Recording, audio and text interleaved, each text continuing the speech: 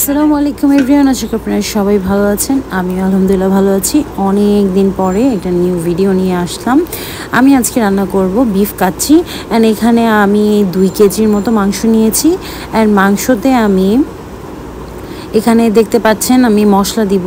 মশলা এখানে ফার্স্টে আমি লাল মরিচ নিয়েছি। লাল মরিচগুলো ভালোভাবে ছিটিয়ে দিতে হবে। অ্যান্ড এখানে আমি পেঁপে বাটা নিয়েছি।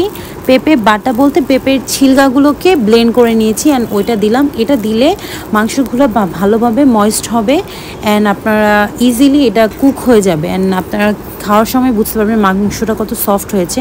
অ্যান্ড এখানে আমি বাদাম বাটা দিচ্ছি।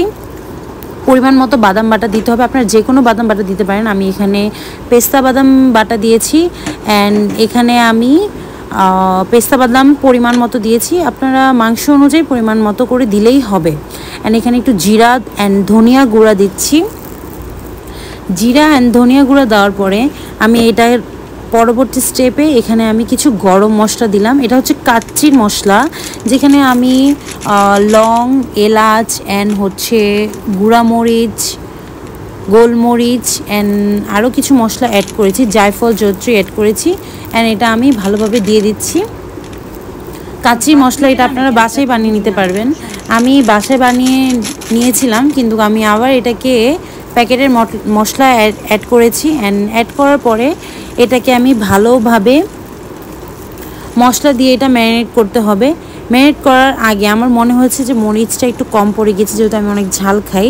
তো আমি এখানে মরিচটা আরেকটু অ্যাড করেছি। মরিচটা অ্যাড করার পরে এখানে আমি এখন আদা অ্যান্ড রসুন বাটা দিব।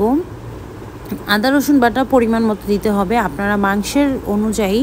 তারপর আপনারা মশলা দিবেন। বেশি মশলা দিলেও এটা ভালো লাগবে না, অতিরিক্ত মশলা দিবেন না। কাচ্চিতে একটু মশলা হলে ভালো লাগে, বাট বেশি মশলা হলে কিন্তু ভালো লাগে না, এটা আপনারা দেখবেন। অ্যান্ড এখানে পরিমাণ মতো সব কিছু দেওয়ার পরে আমি এটাকে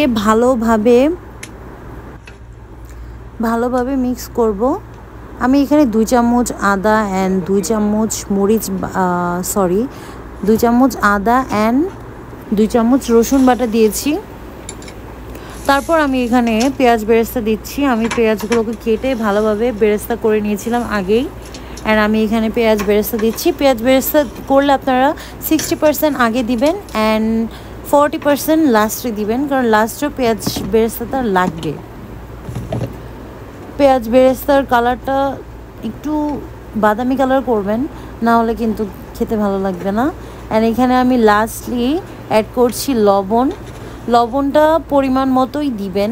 লবণ যার যার টেস্ট অনুযায়ী দিতে হবে, যে যতটুকু আর কি লবণ খেতে পছন্দ করে। আমি এখানে লবণ দেওয়ার পরে আমি এটাকে ভালোভাবে মিক্স করে এটাকে রেখে দিতে হবে 1 ঘন্টার জন্য। আপনাদের কাছে যদি সময় কম থাকে তাহলে মিনিমাম 1 ঘন্টা আর কি ম্যারিনেশনের জন্য রাখতে হবে। এর কম হলে কিন্তু হবে না, কারণ বিফে মশলা ঢুকতে হবে। অ্যান্ড এখানে আমি কিছু সয়াবিন তেল অ্যাড করছি।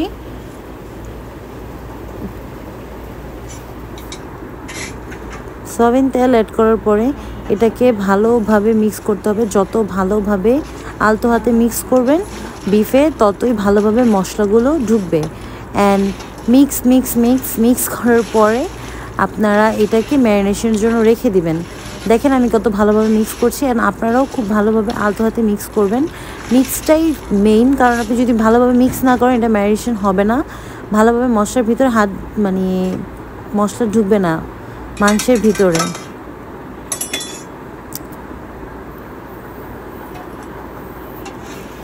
মিক্স করার পরে এখানে আমি কিছু পরিমাণ দুধ অ্যাড করব। দুধ অ্যাড করলে আপনার পানির বদলে দুধ অ্যাড করবেন। দুধ অ্যাড করার ফলে এটার টেস্টটা খুব বেশি ভালো হবে অ্যান্ড এটা খেতেও খুব ভালো লাগবে। আমি একদম অথেন্টিক ওয়েতে কাচ্চিটা রান্না করার ট্রাই করেছি। কোনো ভুল টুল হলে আপনারা সবাই ক্ষমার দৃষ্টিতে দেখবেন। এটাকে দুধ মিক্স করার পরে আমি এটাকে আবার ভালোভাবে মিক্স করছি অ্যান্ড ভালোভাবে এটাকে মাংসগুলোকে ছড়িয়ে রাখতে হবে, একসাথে দলা পেতে রাখা যাবে না। অ্যান্ড এখানে আমি কিছু টক দই অ্যাড করছি দুধ মিক্স করার পরে। টক দইটা অ্যাড করলে টেস্টটা আরও ভালো আসবে। কারণ হচ্ছে টক দইটা জানেনই আমাদের মাংসটাকে ভালোভাবে সফট করতে সাহায্য করবে। অ্যান্ড বিফটা একটু ম্যারিনেট হতে টাইম লাগে। তারপর আমি এখানে অবশেষে দিয়ে দিব কেওড়া জল। আপনারা যে কোনো ধরনের গোলাপ জল অথবা কেওড়া জল ইউজ করতে পারেন, আমার কাছে যেটা ছিল সেটাই আমি ইউজ করেছি। অ্যান্ড কেওড়া জল দেওয়ার পরে আমি এটাকে আবার মিক্স করছি, কারণ হচ্ছে এটাকে ভালোভাবে মিক্স করতে হবে, সবগুলো মশলা যেন পরিপূর্ণভাবে ভিতরে যায় সেটার জন্য। আর আমি এখানে কিছু টমেটো কেচাপ ইউজ করছি, কারণ বাবুর্চিরা দেখলাম যে টমেটো কেচাপ ইউজ করে, তাই আমিও কেচাপ ইউজ করলাম। পরিমাণ মতো টমেটো কেচাপ ইউজ করতে হবে। টমেটো কেচাপ ইউজ করার পরে সেটাকে আবার মাখাতে হবে, ভালোভাবে মাখাতে হবে। না মাখালে কিন্তু আপনার মশলা ভালোভাবে যাবে না ভিতরে, বিফের ভিতরে। অ্যান্ড মাখানোর পরে আমি এখানে কিছু আলু কেটে এটাকে লবণ অ্যান্ড জর্দার রং মিক্স করে এটাকে ভাজলাম। অ্যান্ড এখানে আমি গুঁড়া দুধ অ্যান্ড বেরেস্তা, কিচমিচ, বাদাম অ্যান্ড আলু বোখারা নিয়েছি। এগুলো আমার কাচ্চিতে কাজে লাগবে। এখন আমার ম্যারিনেশন শেষ। আমি এখানে কিছু কাঁচামরিচ দিয়ে দিলাম। কাঁচামরিচ দিলে একদম ফ্লেভারটা খুব ভালো আসে। কাঁচামরিচ দেওয়ার পরে এখানে আমি আলুগুলো মাংসের উপরে দিয়ে দিলাম। অ্যান্ড অবশ্যই মাংসগুলোকে ভালোভাবে প্যানের উপর ছড়িয়ে দিতে হবে। অ্যান্ড আলুগুলোকে ভাগ করে দিতে হবে, কারণ আলুগুলো একবারে দিলে আলুগুলো সিদ্ধ হবে না। আপনারা ছড়ায় ছিটায় আলু দিবেন, মাংসের উপরে আনাচে কানাচে দিয়ে দিবেন। অ্যান্ড এখানে আমি যে মশলাগুলো রেখেছিলাম সেগুলো আমি ভালোভাবে মিক্স করছি। মিক্স করে আমি এখন এই মাংসের উপর হাফ দিব, ছড়ায় ছিটিয়ে দিব। অ্যান্ড হাফ ভালোভাবে দেওয়ার পরে এটাকে ছড়ায় ছিটিয়ে দিতে হবে ভালোভাবে। অ্যান্ড দেওয়ার পরে আমি এখানে কিছু রাইস নিয়েছি। আমার মাংসের অনুযায়ী আমি এখানে 1 কেজি রাইস নিয়েছি। 2 কেজি মাংসের সাথে 1 কেজি রাইস নিয়েছি। রাইসটাকে আমি একটু জিরা দিয়ে, আস্ত জিরা, শাহি জিরা যেটাকে বলে, শাহি জিরা দিয়ে সিদ্ধ করে নিয়েছি। এলাচি দিয়েছি, দারচিনি দিয়েছি। এখন আমি এই রাইসটা মাংসের উপর দিয়ে দিচ্ছি। মাংসের উপর দেওয়ার পরে এখন রাইসটা আমি ফুল ওভারলোড করে দিয়েছি। অ্যান্ড এখানে আমি ঘি অ্যান্ড দুধ মিক্স করে রেখেছিলাম, সেটা আমি রাইসের উপর দিচ্ছি। এটা দেওয়ার ফলে আপনার কাচ্চির যে ফ্লেভারটা খুব স্ট্রং হবে অ্যান্ড ভালো লাগবে। আমি এখানে জাফলংও দিয়েছিলাম। অ্যান্ড বাকি যে ইয়াগুলো ছিল, দুধ অ্যান্ড বাদাম ইটিসি ছিল, ওগুলো আমি কাচ্চির উপরে দিয়ে দিলাম। হাফ দিয়েছি মাংসের উপরে অ্যান্ড হাফ দিয়েছি কাচ্চির উপরে। এই তো আমার কাচ্চি দম দেওয়ার জন্য একদম রেডি। এখন আমি এখানে কিছু জর্দা রং দিচ্ছি। জর্দা রং দিলে কালারটা খুব সুন্দর আসবে অ্যান্ড ভাল লাগবে দেখতে। জর্দা রং দেওয়ার পরে আমার এখানে কাচ্চির প্রিপারেশন অলমোস্ট শেষ। অ্যান্ড এখানে আমি আটাগুলোকে একটু মানে কি বলে এটাকে, একটু পাতলা করে গুলে নিয়েছি। গুলে নেওয়ার ফলে আমি এটাকে কাচ্চির উপরে সাইডে দিয়ে দিয়েছি। অ্যান্ড চুলার প্যানটা যে সেটা আমি হাই হিটে রেখেছি। অ্যান্ড আমার 1 ঘন্টা লাগে নেই, 40 মিনিটে কাচ্চি আলহামদুলিল্লাহ হয়ে গিয়েছে দেখেন।